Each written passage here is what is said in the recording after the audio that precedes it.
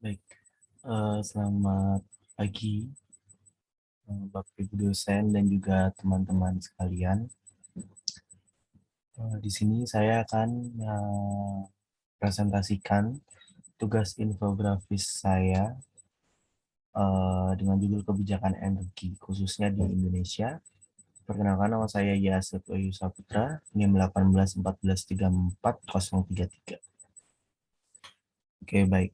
Yang pertama-tama adalah sedikit tentang permasalahan energi di Indonesia. Untuk permasalahan energi di Indonesia sendiri, itu saat ini permasalahan energinya yang ada adalah masih berfokus pada masih kurangnya penggunaan energi terbarukan yang seharusnya itu sudah mulai digunakan atau sudah mulai dikembangkan khususnya di Indonesia untuk menggantikan energi-energi yang lama seperti energi fosil. Nah, energi fosil itu contohnya ada seperti minyak bumi, kemudian bensin dan sebagainya. Nah, kemudian eh, nah, hal yang cukup sulit itu di Indonesia masih masih menggunakan energi-energi yang lama tersebut. Nah, akan tetapi sebenarnya di Indonesia itu sendiri di beberapa daerah itu sudah mulai mengurangi jumlah energi lama yang kemudian sudah dikonversikan ke dalam energi baru terbarukan atau EBT. Nah, salah satunya itu ada contohnya itu mulai dikonversikannya 2.130 PLTD yang ada di seluruh Indonesia, yang tadinya berupa pembangkit listrik tenaga diesel, kemudian diubah menjadi EBT, khususnya saat ini masih menggunakan PLTS, itu per September 2020.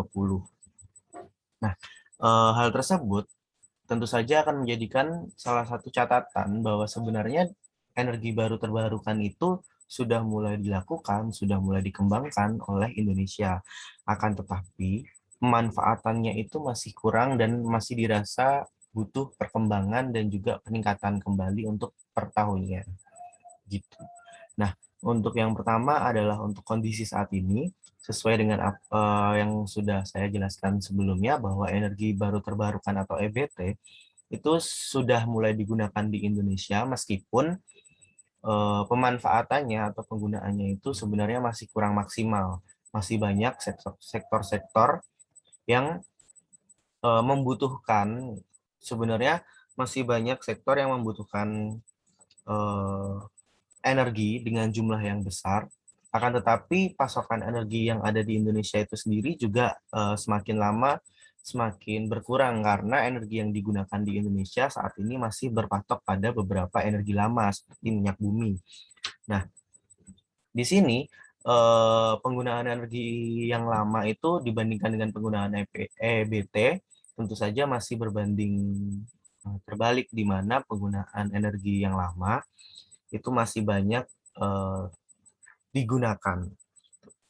Nah, untuk kondisi ideal yang diharapkan ke depannya itu adalah bahwa pemerintah Indonesia akan mampu membawa dan membuat Indonesia itu lebih memanfaatkan energi baru terbarukan itu dengan sangat maksimal, khususnya sesuai dengan Undang-Undang Nomor 30 Tahun 2007 tentang energi.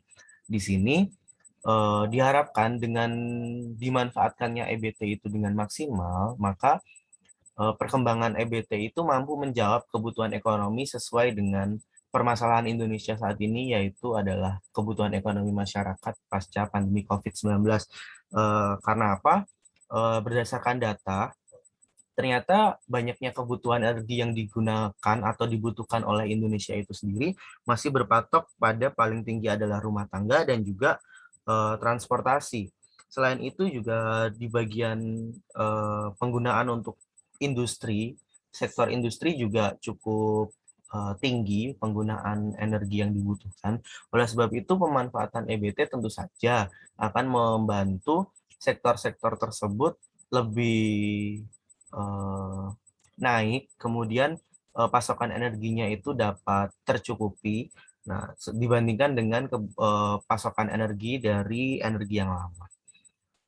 Nah, masalah utamanya yang bisa menyebabkan kenapa kondisi ideal itu sampai pada saat ini masih sangat kurang dan belum maksimal itu karena eh, proses pergantian antara energi lama menjadi energi baru terbarukan itu masih sangat lambat. Nah, salah satu yang membuatnya adalah biaya yang dibutuhkan baik itu dalam tahap pengadaan, pembuatan, dan bahkan sampai dalam tahap pemasaran di mana harga-harga untuk energi baru terbarukan itu masih tergolong mahal dan masih tergolong susah didapatkan oleh masyarakat di Indonesia di mana kondisi ekonomi saat ini di Indonesia itu cukup terpuruk karena adanya pandemi COVID-19 dan juga ditambah dengan eh, banyaknya masyarakat Indonesia yang masih memiliki tingkat ekonomi di Indonesia itu sendiri masih menengah ke bawah. Nah, selain itu, karena dampak dari pandemi COVID-19, tentu saja pemerintah saat ini masih berfokus pada masalah kesehatan di sektor kesehatan dan juga pada sektor pembangunan, di mana pembangunan di Indonesia itu masih belum merata antara satu daerah dengan daerah yang lainnya. Oleh sebab itu, eh, meskipun peningkatan energi di Indonesia juga menjadi fokus utama saat ini oleh pemerintah, tetapi pemerintah saat ini lebih berfokus kepada masalah kesehatan dan juga masalah pembangunan seperti di daerah-daerah terpencil yang masih membutuhkan pembangunan yang pesat. Nah, saran untuk permasalahan yang ada itu adalah eh, jika perubahan di skala nasional itu dirasa cukup berat dan juga membutuhkan biaya yang sangat banyak, maka akan lebih baik dan akan lebih terasa perkembangannya jika perubahan ke arah energi baru terbarukan ini dapat dilakukan melalui skala-skala yang lebih kecil, melalui skala-skala yang jauh lebih ekonomis, lebih masuk ke dalam perekonomian masyarakat Indonesia. Berarti dalam hal ini adalah sektor rumah tangga, kemudian sektor transportasi, di mana seharusnya di sini apa namanya EBT atau energi baru terbarukan ini dapat lebih digunakan oleh masyarakat gitu. Nah, kalau misalkan di dalam sektor pertanian, di sektor peternakan dan rumah tangga itu saat ini sudah banyak daerah-daerah di Indonesia yang sudah menggunakan EBT. Nah, salah satunya itu adalah biogas. Nah, biogas di sini itu dapat menggunakan berbagai macam limbah seperti misalkan limbah sapi, kemudian kambing, ayam, kemudian limbah babi, kerbau dan juga domba. Nah, di sini tentu saja sektor peternakan yang ada di Indonesia itu cukup banyak dan cukup luas. Seperti contohnya adalah peternakan sapi, kambing dan juga ayam. Itu adalah tiga komoditas yang cukup tinggi, cukup banyak, sehingga eh, dari ketiga komoditas tersebut itu akan menjadikan bahwa biogas itu akan dapat digunakan oleh banyak sektor, banyak kalangan, sehingga pemanfaatan biogas sebagai salah satu bentuk energi baru terbarukan itu dapat dimanfaatkan secara maksimal meskipun dalam proses pembuatan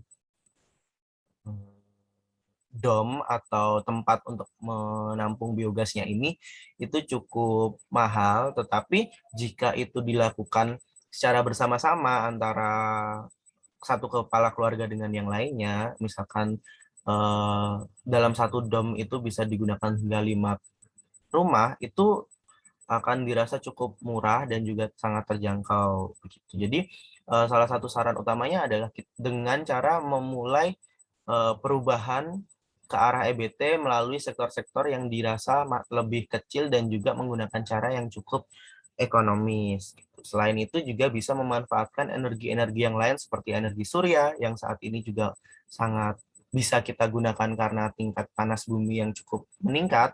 Kemudian juga ada eh, energi menggunakan air, di mana Indonesia adalah negeri kepulauan, di mana air jauh lebih banyak, lebih tinggi, lebih luas dibandingkan daratannya. Jadi pemanfaatan air untuk menjadi energi terbarukan itu juga sudah mulai digunakan dan juga dilakukan.